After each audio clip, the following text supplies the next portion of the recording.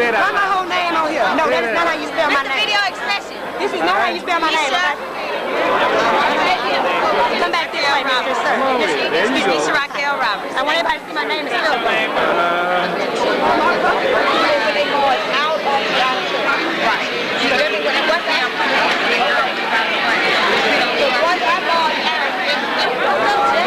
Wait, say something. All right. Come on, say something, say something.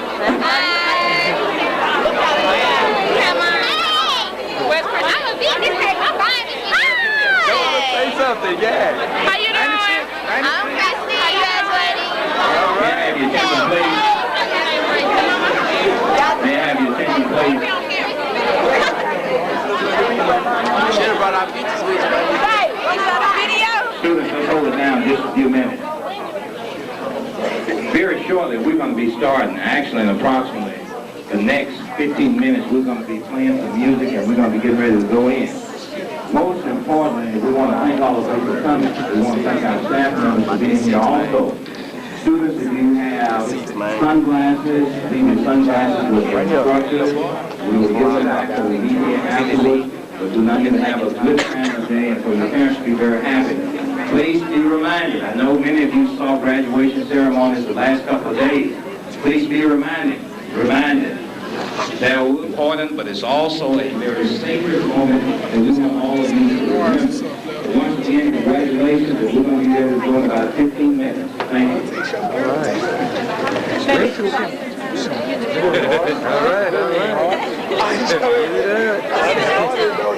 Working, do it. You know, working shift. All right, come on, say something. Come on. Say something now.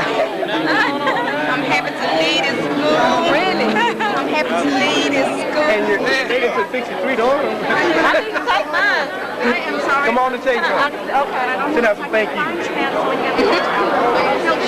But be here. Right over here, you gotta shoot. Come on. All right. Say something, ladies. Say something. How you doing? Madison 96. Proud of you, man. I didn't think you was gonna make it. All right. Come on here. The prom and the graduation is 25. 1, 2. All on 1, 2.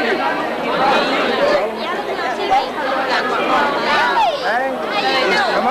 This is your tape. Say something. Hey, how you doing? All right. Well, me, 96? 96. From the 96 King. 96. Oh, look, get the name. Get prime time. All right. My juice is going. Here we go. Shoot.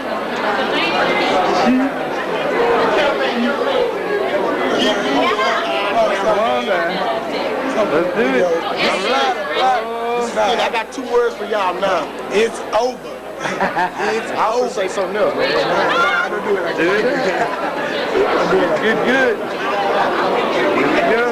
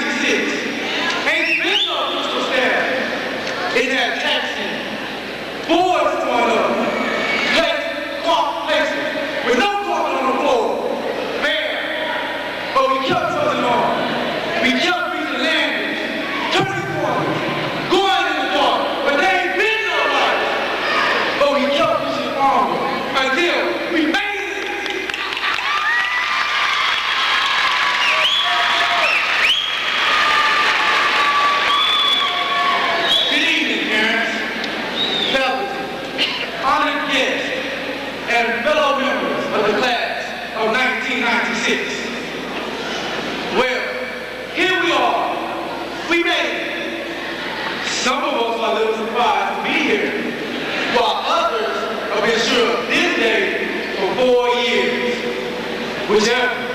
We have all succeeded. and we all have a right to be proud of our place in this class. Some schools call this ceremony graduation, and others call it commencement.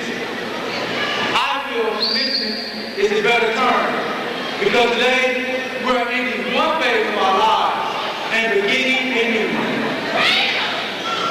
At the end of past school years, we left school with jubilant chants of no more teachers, no more books. This year, we are still jubilant, but we're also apprehensive, because now, ahead of us is our future, a large, undefinable void that we must fill the best way we know how, with the tools we have acquired over the past 4 years. I'm sure we all have the confidence that we need to succeed, but we're also a little unsure of just how things will really work out. We run into adults every day who say to us, I went to school to be such and such, but ended up doing this or that. It kind of makes you wonder what our this and that might be. No matter how well the path to the future is likely, we still can't see around the corners, down in the valleys, or over the hills. With the granting of our diplomas, we are declaring a readiness to move to the next level of our educational career. We have been taught, led, pushed, and tested. Man, have we been tested. We have been classified, qualified, and certified. We are eligible to begin to take on the challenges of the real world, wherever they are. One thing is for sure, our real world will be totally unlike the real world faced by previous generations. Many of us will graduate from college in the year 2000, a day that staggered the imagination of man not very long ago. We have oceans of technology to master, or it will master us.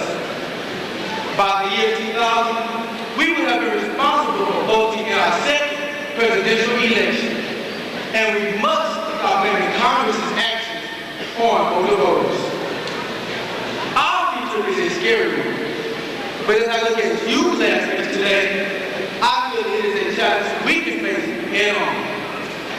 With the Lord's help, with the support of those who love us, and the help of our friends and well-wishers around us, we will succeed. I am proud to be a part of the James Madison Senior High School class of 1996. I have enjoyed walking the hall with each of you. We have been like family. We have been together for such a long time that it is hard to believe that our time together has come to an end. You fellow students were the ones who made it easy and enjoyable to be at Madison. We laughed together. We cried together. We struggled together. And now, I just want to say to you, congratulations and good luck.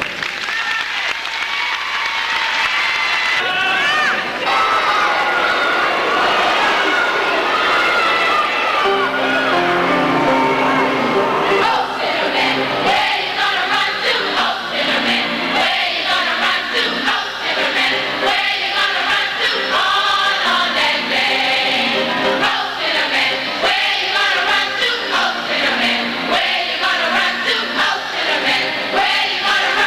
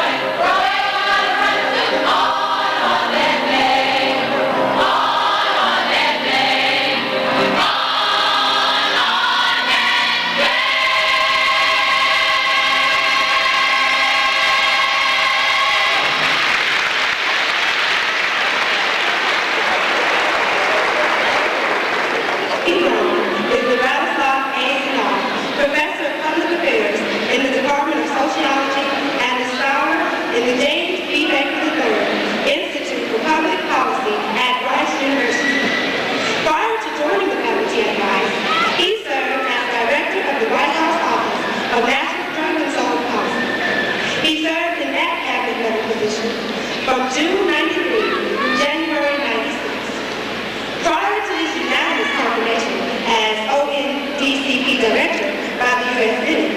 Dr. Brown was a distinguished professor at Texas Southern University and Director of the university's Black Male Initiative Program. He also served as New York City Police Commissioner from 1990 to 1992, as Police Chief of Houston Tech from 1982 to 1990, and as Atlanta, Georgia Public Safety Commissioner from 1978 to 1982. Dr. Brown began his distinguished career in law enforcement in 1960 as a patrolman in San Jose, California. After 8 years in that capacity, he moved to Portland, Oregon, and established the Department of Administration of Justice at Portland State University. In 1972, he joined Howard University in Washington, D.C., becoming Associate Director of the Institute for Urban Affairs and Research. He held that academic rank of Professor of Public Administration and Director of Criminal Justice Programs. The author of many articles and papers on police management, community policing, crime and the criminal justice system, and narcotics. Dr. Brown is also co-author of the book, Police and Society, an Environment for Collaboration and Confrontation. It is with great pride and pleasure that I present to you our guest speaker, Dr. Lee P. Brown.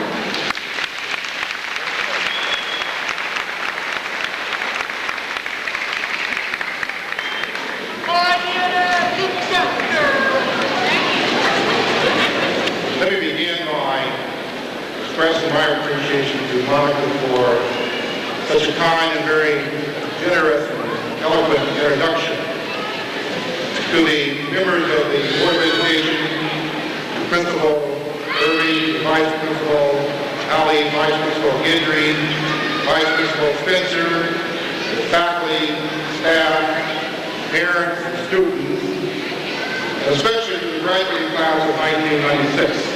Good evening.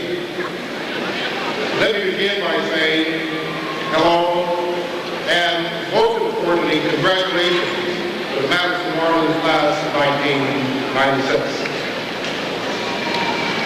In 1993, I was here at Texas Southern University serving on the faculty, and I was requested by your principal to be your commencement speaker that year. Before graduation day, I received a phone call from the President of the United States, Bill Clinton, asking me to join him as a member of his cabinet in Washington, D.C. He said, your country needs you, Lee. As a result of that, I answered the call of the President. Therefore, I did not have the honor of being the commencement speaker for that class. So when Principal Irving asked me to be here today, I told him the honor will be all mine, that I owe this great institution one. In preparation for my comments here this evening, I received a lot of advice, and the advice was always the same. The advice was, as you speak this evening, be thoughtful, be smart, and be brief. As much as it is an honor for me, however, I know it's a great, great pleasure for some very special people here today. For the teachers and staff, this graduation marks the completion of many great works of art.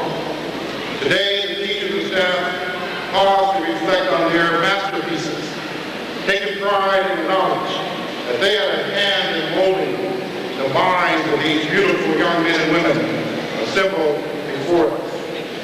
For parents and grandparents, and especially for mothers.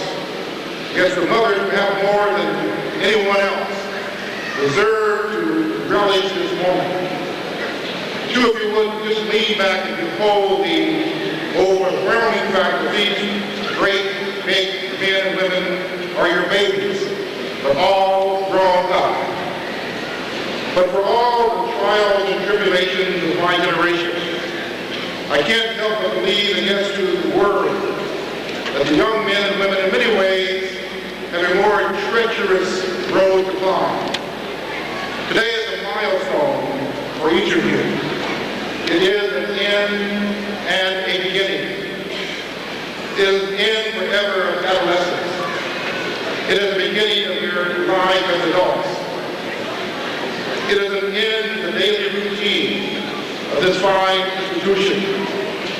But it is not the end of the great friendships that were born here.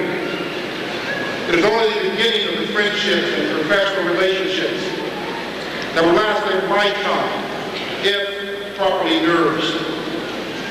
And I urge you to do just that. Keep your true friends and keep true to them. Go out and make your teachers proud and come back and tell them how much they have to be proud of. In many ways, your graduation today is not only a reflection of the work of this institution and its dedicated teachers and staff, it is also a reflection of the concern and care of your family and your loved ones. Your graduation today is a testimony to the painful fact. In many ways, you have beat the odds. You are survivors. This time should be a joyous occasion, not just for you, but for almost anyone your age. This should be a time of hope, a time of aspiration, not only for those of you in the room, but for almost anyone of your friends or acquaintances of your age. This should be a time of dreaming great dreams, not only for the success stories of Madison High School, but for most any teenager in the United States of America, at the doorstep of the 21st century, in the most prosperous, advanced period ever known to mankind. But sadly, compared to many of your counterparts in high schools and cities throughout America, you are the exception to the rule. You are the success stories. And I thank God, your teachers, your families, that you are. I suggest that before the day is over with, that you also thank God and pray for the guidance to live to your greatest potential, to love one another with the caring, with the respect that is so desperately needed these days. If ever there was a time that this city, this nation, needed a generation filled with wisdom, filled with caring, filled with respect, this is the time. Yet you are survivors due to the simple fact that so many of your peers are the casualties. Let us not forget that long before most of you were born, America declared a war on poverty. But after a while, we seem to forget about sending in the reinforcements. Over a quarter of a century ago, this country was engaged in a great civil rights movement that seemed to lose its urgency and its passion as time passed. There are many reasons for this, I suppose, but one occurs to me now. Wars, whether they are wars against nations, wars on poverty, or wars on drugs and crime, are rarely fought by the old. Wars are fought by our youth, our young. Great movements like the Civil Rights Movement in the 1960s were not fought by the old. They were fought by men and women not much older than you are. What I'm trying to tell you is this. It is up to you. If there be new wars of great purpose, new wars of nobility, you are the only heroes in sight. My generation has fought many a good fight, but it will soon be time for us to stand aside. And you're the ones who must test the standard as we stumble. You're the ones who are summoned to save your brothers and sisters from violence and despair and from injustices. You're the ones summoned to save the city and to redeem the promise of America for all people. And yes, sometimes I fear for your generation. Today when I see the quality, I see the character of you, the graduates. I also know that we need to look no further for new heroes. You are the heroes. You are the sheroes. You are ready. You're the ones who, like your teachers, you're the ones the people of the city of Houston are lucky to have around. And thank you for inviting me. Thank you for listening. Thank you for allowing me to share your spotlight